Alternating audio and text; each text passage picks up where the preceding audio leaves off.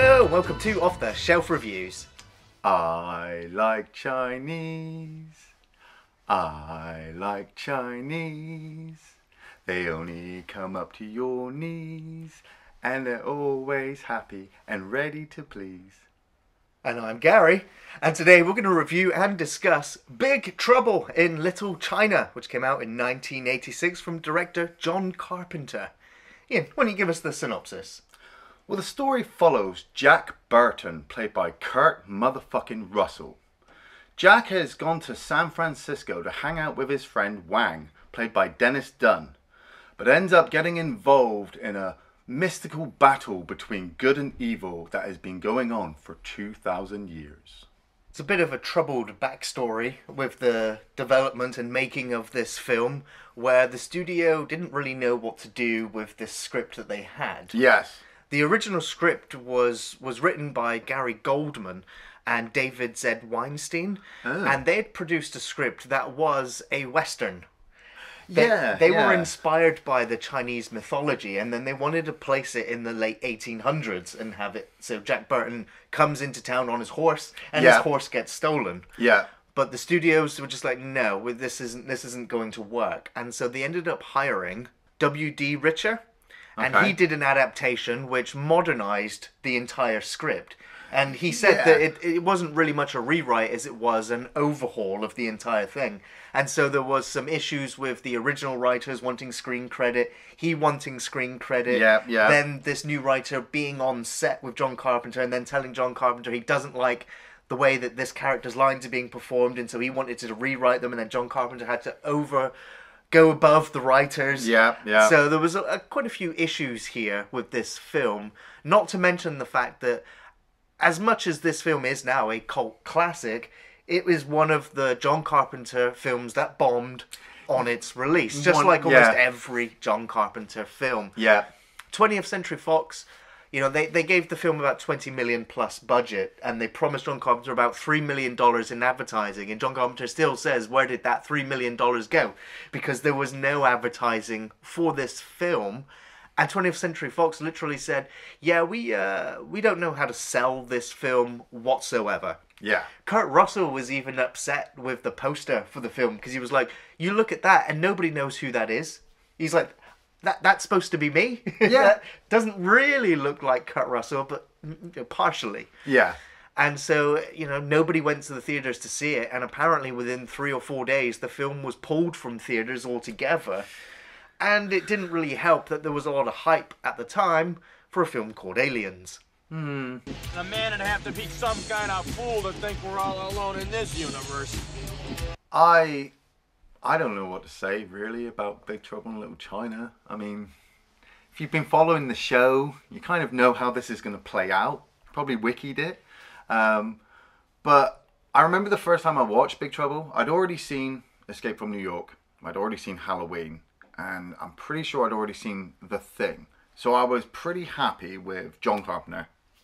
And I was definitely happy with John Carpenter working with Kurt Russell. You know, those films worked. Escape from New York and fucking The Thing.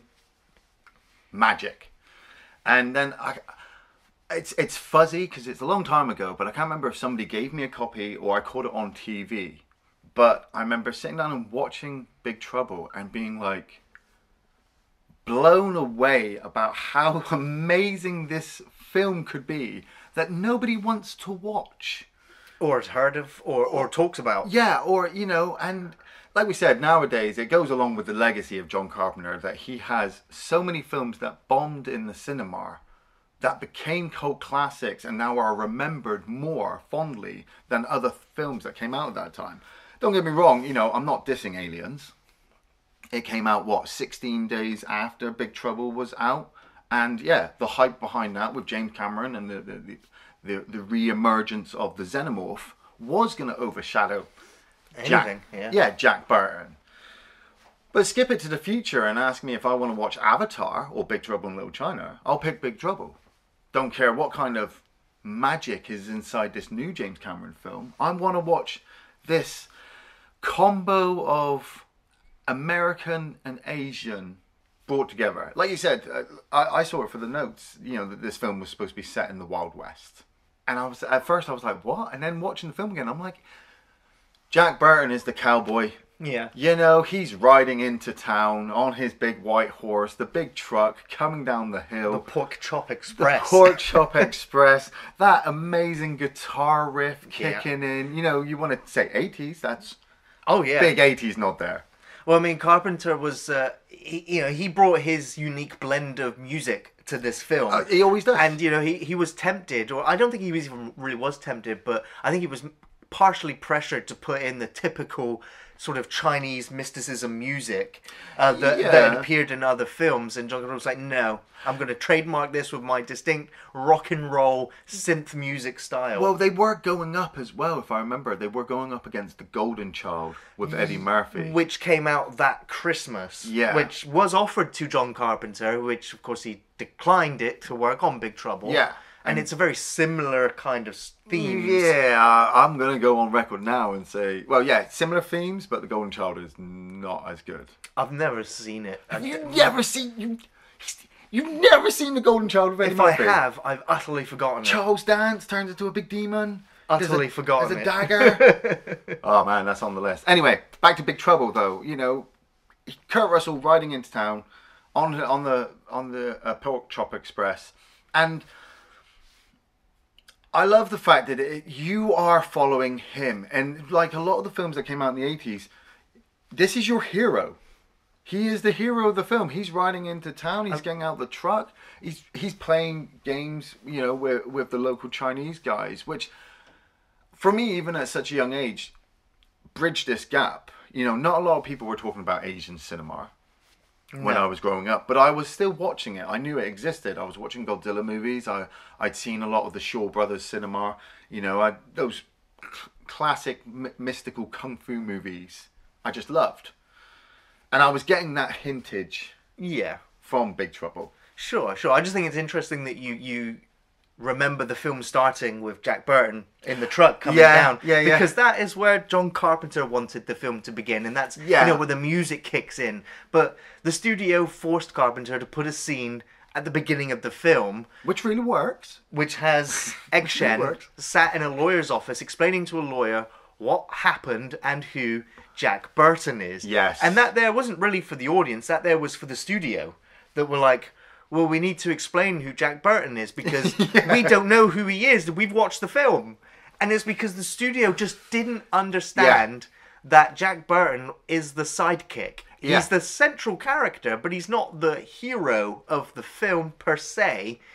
You know, Dennis Dunn, who we are introduced to once Jack Burton gets into Chinatown as Wang, is the main character of the film. He's the one who knows about the lore, the history, about what's going on. He knows martial arts. He knows the lay of the land compared to his blowhard, you know, over the top loudmouth companion who's just getting him into trouble.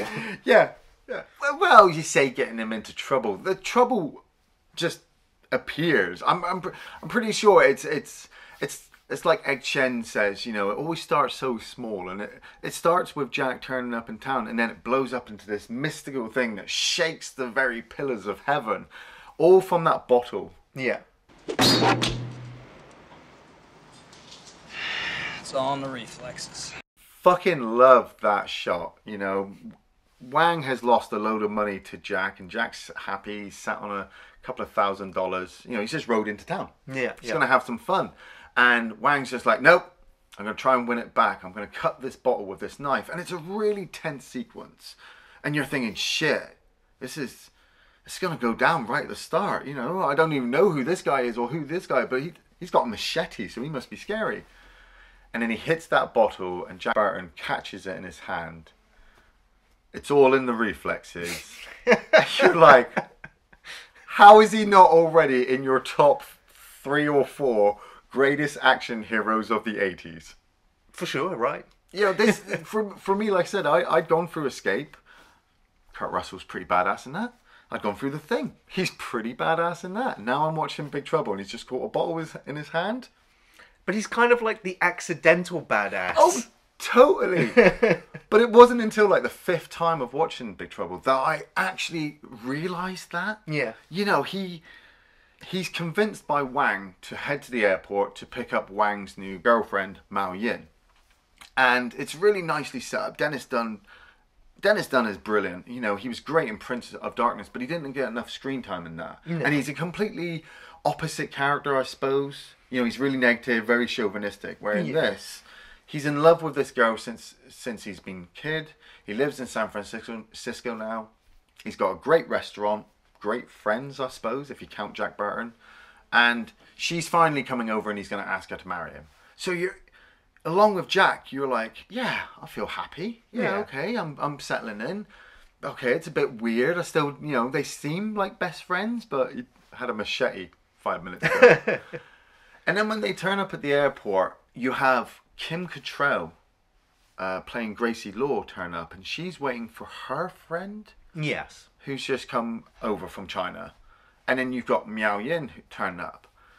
Now, this is where the film shows its kind of age sometimes, is when you see the Lords of Death street gang. They look badass, but those funky white glasses with the slits. Very 80s. Yeah, very, you know, very bebop and rocksteady. Right, yeah. But they beat the shit out of Jack.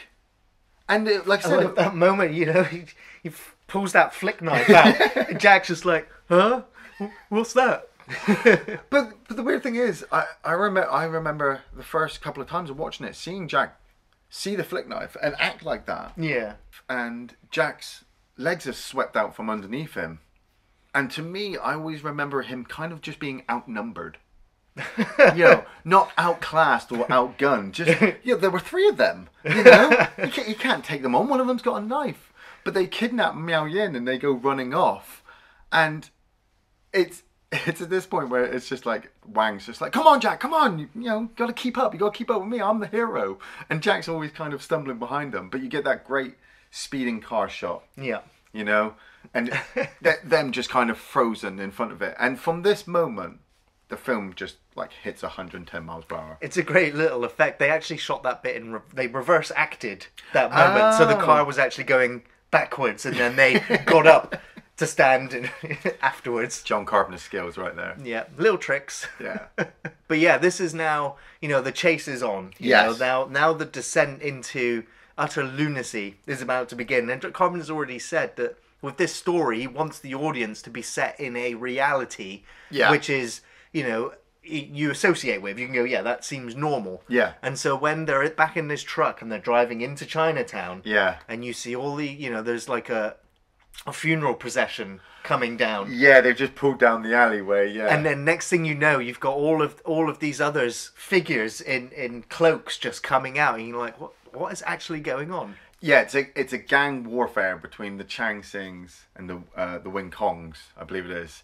But it's done so well because you've literally chased this car down the alleyway, and everything's kind of disappeared. I know, obviously, they've changed now onto a set from the streets of San Francisco. Yeah. Which they've almost hit Egg Chen at that point. But you know, that's Egg Chen of the past driving his little bus with his tourists. So great. You see the lady in the window with the chicken. Yeah. And he's just, you know, Jack's like, excuse me, and she just kind of closes the windows on him and walks away, and you're like, okay. The funeral procession comes out, everything quietens down, and it's a standoff. You know, you got the red turbans, they pull out their guns, they just start shooting everybody in sight. Then you think the Chang Sings are going to be overpowered, but then they pull out all their poles. No innuendo there, you know, they're obviously martial arts trained, and it just turns into a massive, huge street brawl with Jack and Wang sat in the middle of it. Yeah. Now, if you've seen Kurt Russell movies like Soldier or Escape from New York, you're expecting him to jump out of that cabin and just kill them all. Yeah. You know, but he sat in the truck like, what's going on? He pulls up his little knife like, what am I going to do? You know, and then the storms hit. Yes, the 3 storms. Fantastic. The birthplace of Raiden from Mortal Kombat. Yes. You know, you get Thunder coming down, played by Carter Wong. Beefy. You've got Rain, played by Peter Kwong. He always kind of had a weird head tilt, I find, with the way his hat's attached. Yeah. Like his chin's being pulled too far down. And then you've got Lightning, played by James Pax. And I've been playing Mortal Kombat. I remember up at this point, and then seeing Big Trouble and seeing Lightning come down, I'm like, oh my god, it's Raiden! Absolutely, yeah. Raiden's in a John Carpenter movie. How did John Carpenter get Raiden? And it's the other way around, of course. Yeah, but it's you still just have that magical moment where everybody seems to be in shock. The good guys and the bad guys are all in shock, and they start opening fire, and the three storms just take the bullets, no problem. They grab their knives, they throw them, they kill. They don't care at first who they're killing. No. You know, they just wiping everybody out. But Wang's just like, go Jack, go. He's always telling them to move. And Jack just bombs down the street. And this is the first time we get introduced to Lo Pan, played by James Hong, who's another fabulous actor. He'd go on to be Tia Carrere's dad in Wayne's World. Right. Oh, he was the eye guy from Blade Runner. Blade Runner, yeah. You know, and they just run him down. Yeah. You know, you're told later that, well, Jack tries to say that he drove right through him because David Lo Pan is supposed to be a ghost. He's incorporeal. Yeah, so. he you know, you can't touch him, but you blatantly see that dummy get hit. Yeah.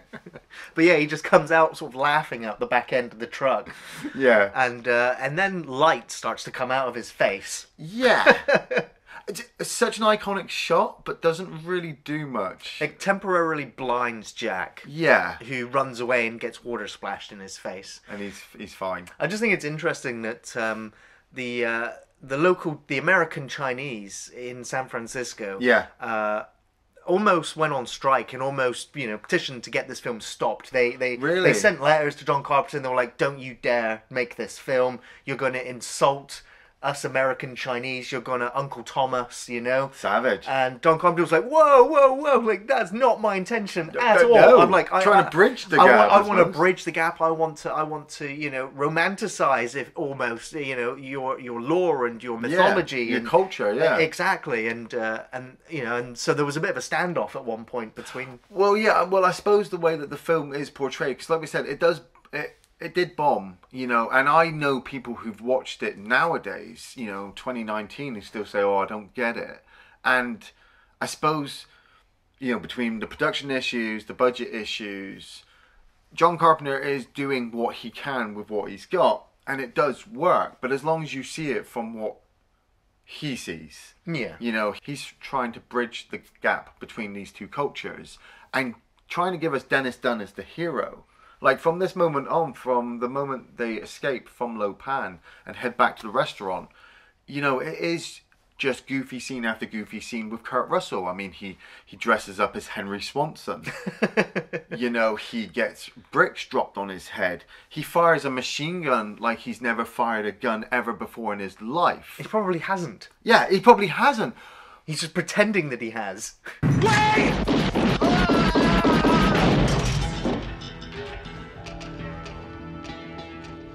First time you ever plugged somebody? Of course not. But I don't care about that. I don't think I ever have, and I don't think I ever will. It's just really funny. I'd love Dennis Dunn to be the main guy. More, I suppose, literally, like, with the camera on him, not on Kurt Russell. I think the joke, that goes against the joke, though. That's what I'm saying. The studios didn't get that. Yeah, studios didn't want Dennis Dunn. Most audiences didn't either, though. Most audiences didn't know what they wanted back in that time. They were happy. They were happy to go watch a film, but they needed newer, brand new ideas to bring them out. Well, this film was so ahead of its time. Yes, exactly. Right there. It was so ahead of its time that 20 years later, people go, "Oh, it's not as good as Big Trouble." But like I said, when they have to infiltrate Jack to the whorehouse, I suppose. That's Henry Swanson. The brothel. Yeah, and like I watched this film a million times. Okay, the Lords of Death had kidnapped Mao Yin. Yeah, who has green eyes, and Lo Pan needs a woman with green eyes. Yes, but the Lords of Death don't know that at this point. They've just captured her because the three storms turn up at the brothel and, well, they just smash their way in. And I always think that's just quite amazing that, like we said, it's a mystical, magical movie. But the rest of reality seems to have gone out the window. I mean, you know, like even Jack says, a green fireball in the middle of downtown on the roof of a building. No cops, no reporters, no eyewitnesses. This seems to be a mainly Chinese thing. You know, they are going to deal with it. Cops have got better things to do than die. Yeah. Well, that's it. They've got to go up against 3 storms.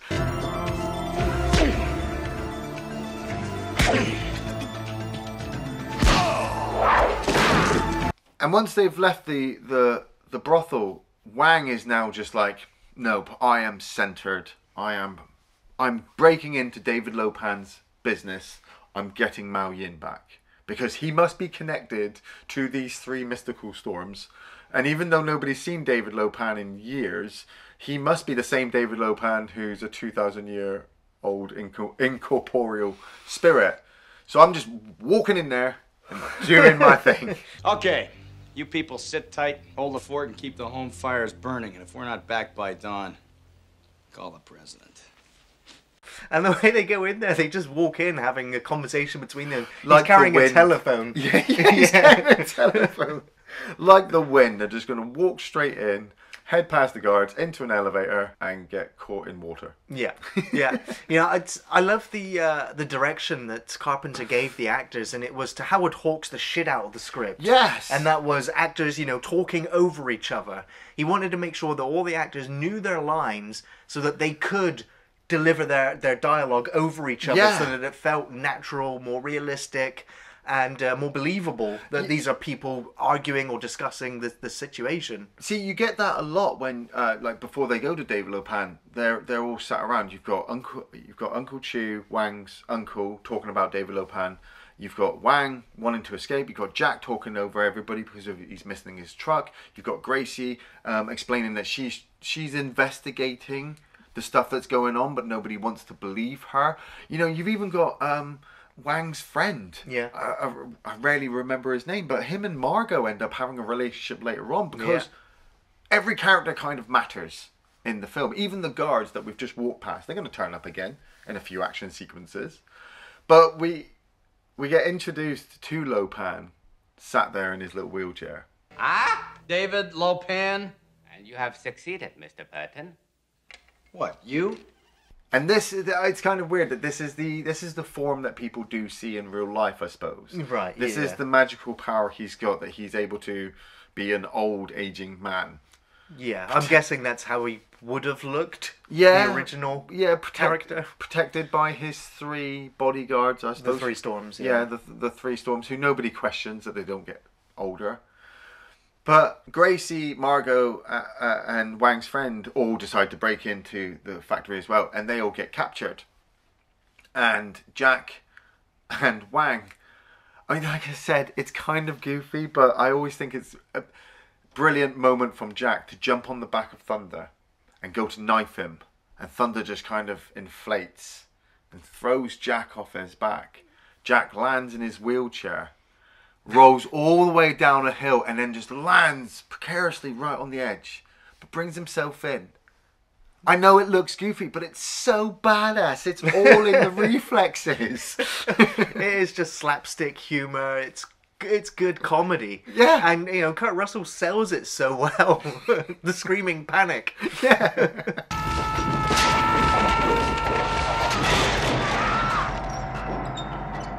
It's such an adventure movie. You know, you have that sequence when they're underwater, Yes. swimming past all the corpses. Yeah. You know, you end up in that room, and, you know, there's no way out, and you have the humor of him saying, what are we going to do, chew our way out of here? Yeah. You know, the dialogue is so fresh. The characters are so believable. Yeah, they're just the chemistry between the two of them. They're shooting off each other really, really quickly. I mean, it's mainly Jack interacting with everybody else. You know, Jack interacts with Wang and Gracie, you know, and even Egg Shen when Egg Shen turns up. That he still has no real belief in anything that's going on, but we are watching him, you know, pull himself along the edge of a walkway while Wang and his buddy are obviously taking on the guards, and it's all like infiltrating and magic and action sequences, and Yeah, like I said, you have that sequence where he shoots at the guards and he fires like all the bullets around everybody, you know, but the guards still keep coming at them, just like in your classic kung fu Chinese movies where there's just hundreds of guards, you know. But they're getting ready to escape, and just as they're getting out, Gracie is captured, and we realize that Grace and Mao Yin both have green eyes, so Lo Pan now has 2 girls to marry and sacrifice so that he can become all powerful and he can just basically take over the world. And you have that awesome burning blade sequence. I've always loved that sequence where each one of the storms has to kind of do this strange martial art dance. It's like a kata. Yeah. While Egg Shen is explaining to you kind of the back history of Lo Pan. You know, if you hadn't already garnered what was going on at this point, you should have turned the film off ages ago. But if you're just going along with the adventure, you're like, oh, that's what's going on. And he, you know, Lo Pan makes them rise up, and he's just like, I'm going to marry them both. Well, they both touch the thing. The light bulb. Yeah, and they don't incinerate or explode or disappear or anything. Yeah. So it's like, well, they're both, you know, with whatever deity has put the curse on Lo Pan is accepting both of them. Yeah, he's blessed me. So he's just like, great, I get to marry one and sacrifice the other, and plan will come to fruition. Yeah. And so while he's setting that up, Burton and Wang and Egg Shen are coming up with a plan to assault the wedding, essentially. Yes. And it's very kind of Flash Gordon-ish. In a way, you know, yeah. This whole end sequence. But I like Flash Gordon. Right. It's a good film. And so I'm behind them 100%. And I'm always kind of behind Jack Burton. Even though now I'm more experienced, I'm like, Wang's going to do all the fighting. You know, Wang's going to save the day. I'm just curious about who this Egg Shen is, because obviously you saw him at the beginning of the film. Yeah. You saw him riding around a tour bus. Yeah. You're like, who is this man? Well, I always kind of believe it. I bought the comic books, which kind of explain a little bit more. And it's, you know, Lo Pan, you know, comes from China, you know, and he moved to America to try and hide from Egg Shen, because Egg Shen is like the mystical wizard that's always battling him. Right, yeah. You know, yeah. I suppose while Lo Pan is alive, Egg Shen will always be alive. There'll always be a good versus I got a evil. sense of that, but the film doesn't really tell you that. No, it doesn't.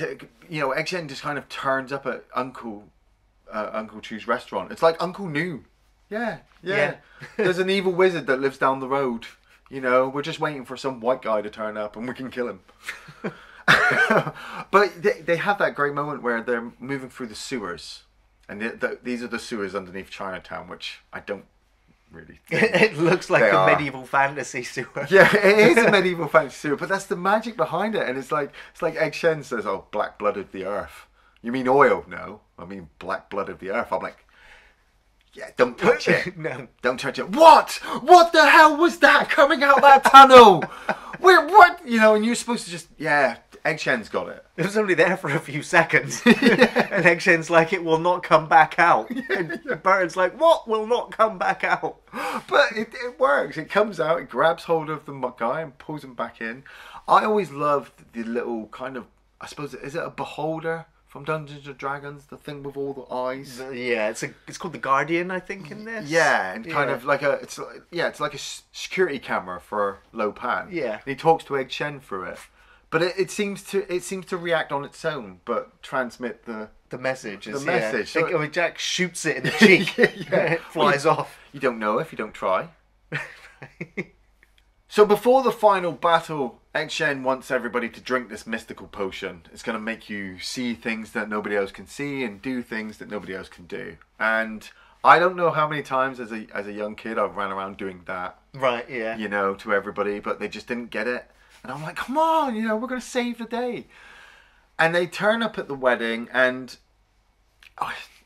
accept it. Okay, it's low budget. It's a small set. There's only 30 people here, but it's still lit up, magical. It still looks brilliant. All the Christmas lights blinking everywhere, and Lo Pan is getting ready to marry both the girls. The final battle kicks off. The two gangs race into each other. Everybody roars. You're like so excited. And Jack fires his gun up into the ceiling and concrete lands on his head and knocks him out for the fight. It's brilliant. It's the final fight. Yes, out. It's like I said, I'd seen the film like 4 or 5 times, and I didn't even realize how long he'd been out for it. Because he does get up and he does fight a couple of guys, so I thought he was out for like a couple of seconds. Well, it was like earlier in the film, you know, he gets knocked down, his gun and his blade gets taken away from him, and he goes scrambling off to get them. Yeah. You know, Dennis Dunn kicks the crap out of everyone else. Everybody. And Kurt Russell jumps out. Rah! Oh, I'm too late. And it's like, now he's out again. But this time he's like really out. Right. And Wang is like running around with his sword. It's kind of cool that Dennis Dunn had practiced acrobatics and martial arts for a short stint. He had no martial arts training before this. He had some dance practice, but he did enough to make you believe that he was doing what he was doing on film. For some people, he did enough that some people believed it was Jet Li doing it. Right. But those people were wrong. That was John Carpenter's original request for the role. But the studio went, no, he can't speak English properly, so no. Yeah, and he also wanted Jackie Chan in the film, but Jackie Chan had some failures in the American box office, and so decided that he wanted to concentrate on his Hong Kong cinema instead. Yeah. Even though that there is an actor who kind of looks like Jackie Chan, it's not really him. But some of the guys we do have, like Ao Leong, the guy with the mustache. Yeah. You know, I remember seeing him in Die Hard eating the chocolate at the. He's in Lethal Weapon. He's in Lethal Weapon. He electrocutes, Mel Gibson. He's in every 80s action movie. But he's a badass. Yeah. He's a bit of a badass. But yeah, so Dennis Dunn takes on Lightning, and they have this kind of cool, mystical sword It's a bit fight. silly, It is. but it looks great. Yeah, I mean, I suppose the 9th, 10th, 15th time you watch it, you're like, it's just going to slice each other back. But first time you watch it, it's the cool wire work. Yeah, I think John John Carpenter. Carpenter. Is 20 years before Crouching Tiger, Hidden Dragon. Yeah, you know? yeah, and on top of that, you don't need to really see that because you're getting Egg Shen versus Lo Pan. Yeah, as you well. know, and they've got this whole great, light show stuff. I love the battle of the magic. Yeah, you could never beat me, Egg Shen. They cancel each other out. But I love the fact that it paints this like knights dueling against each other. Yeah, it's absolutely brilliant. But Lo Pan finally turns flesh, grabs Mao Yin and goes to escape. And Jack finally recovers, kicks the crap out of a couple of guys and is rescued by Gracie Law. And you know that they're going to try it. They're going to kind of get together, but it's kind of cool how John Carpenter plays it with Jack's character. Because when they finally get up to Lo Pan's office, Lo Pan is flesh. And Jack steps out in front of Lo Pan. He's done nothing throughout the whole entire movie, and he's going to face this 7-foot sorcerer with lipstick on his mouth. But you know what good old Jack Burton says at a time like this? You know what old Jack Burton always says at a time like this? Who? Jack Burton. Me. Dennis Dunn comes up, distracts Thunder, and fucking Kurt Russell throws his knife and misses. He fucking misses. Tell me another 80s action hero who missed like the final battle. None of them. Like everybody hit their mark in one. Everybody. Can you imagine if Ripley came out like, "Get away from her, you bitch," and tripped over in the power loader, and the Queen was like, "I'll wait." I'll wait for you to get back up. You wake up. Or the Terminator, Carl Reese stuck the TNT into his hip and the fuse goes out. Yeah. And he comes back alive. No, none of them. But Lo Pan picks up that knife, takes a look at it. It's a nice knife. And throws it back, but fucking hell. He just grabs it and throws it right back in a nanosecond. Yeah. And it's like, that's how he is. Yeah. It's all in the reflexes. And so Lo Pan dead. And then, the storm comes in, Thunder. Yeah, no. This has always been a confusing part for many watching this film as to what the hell happened there. I don't think he's gonna stop. I put it down to suicide. Yeah. Because he'd failed to defend his father or master or whatever. But I never understood really why thunder could explode. Yeah. I mean, he hinted at his ability earlier when he inflated his chest. Yeah, he could inflate? Like, thunder can inflate? Yeah. I suppose he could make himself bigger so it's a bigger thunder blast. Yeah. But obviously he explodes. It is an amazing effect, though, and so memorable. Yeah, You'll never forget that face.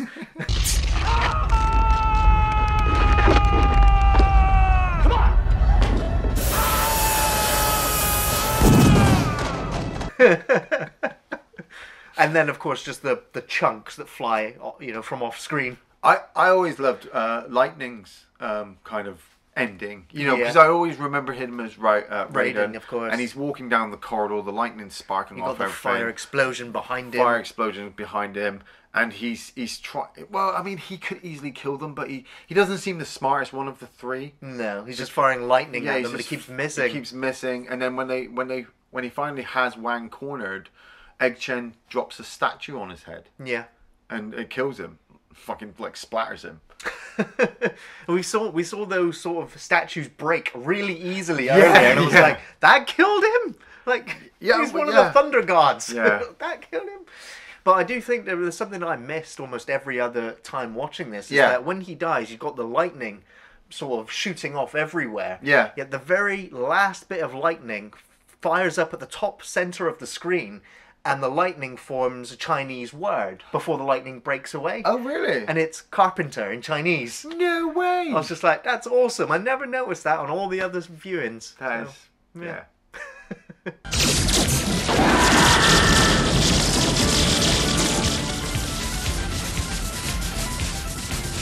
Go for it, Wayne! But they've rescued the girls now. They race back, they find Jack's truck, and they jump on board and race off. And it's kind of funny that we finally do see the cops at the end, but the truck turns, like, we don't need to get involved in that. They're going to be dealing with this mess. And they have to stop at the lights. And Wang finally kisses Miao Yin. And it's kind of cool, the twist at the end, because the characters seem so close and well knit with each other, so comfortable with their dialogue, that this ending does feel like a genuine kind of farewell. Egg Chen has his shotty bong, I suppose, and goes to walk off. And Jack says, where are you going? Are you going to go back to China? And Egg Chen's like, China's in the heart. I take China everywhere I go. And I only recently thought that I know where he went. Did he go to a desert town? He went to a desert town and decided to open up a shop. Yeah. Was eaten by a graboid.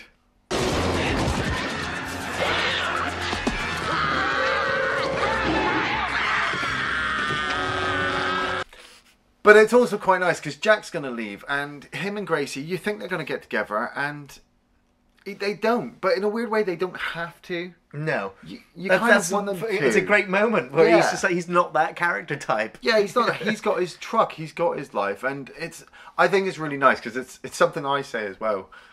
He says to her, like, I'd rub you up the wrong way one day.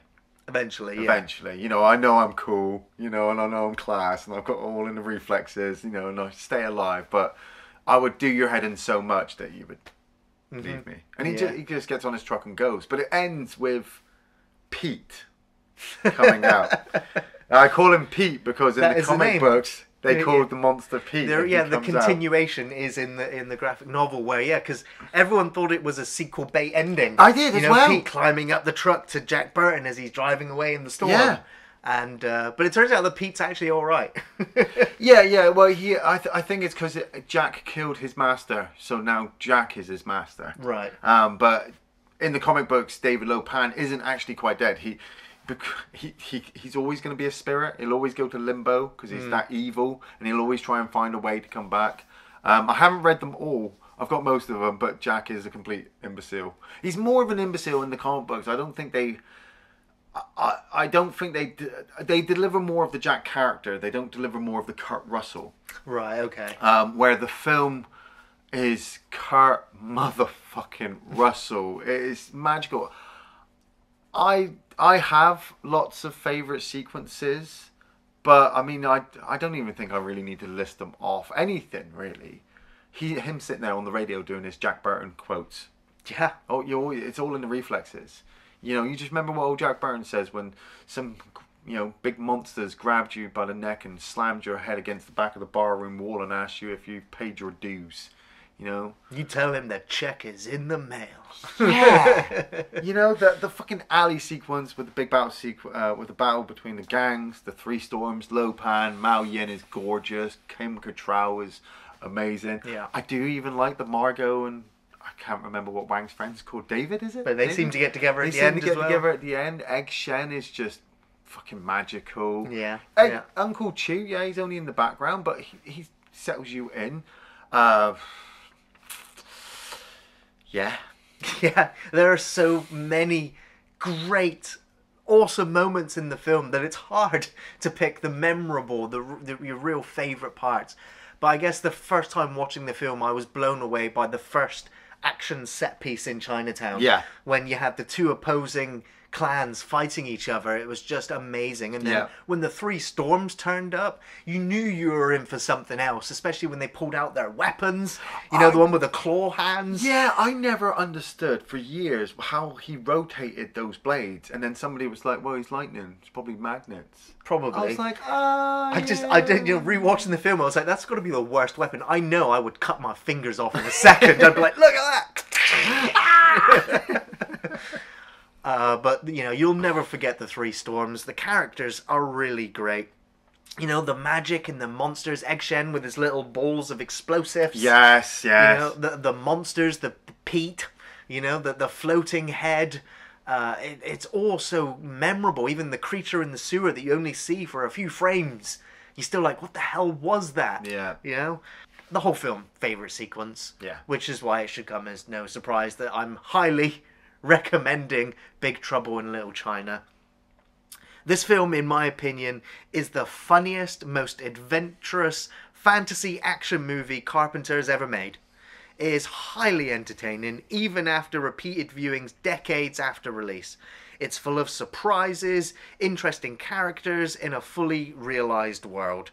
Carpenter at his best. Another all-time favourite movie.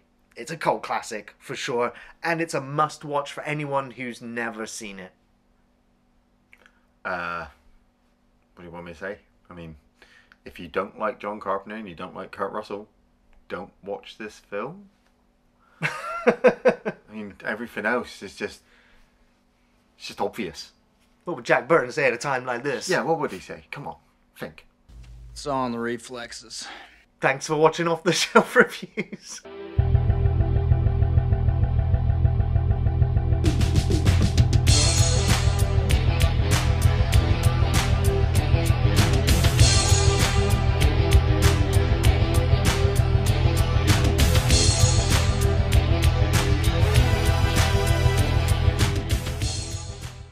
No horse shit.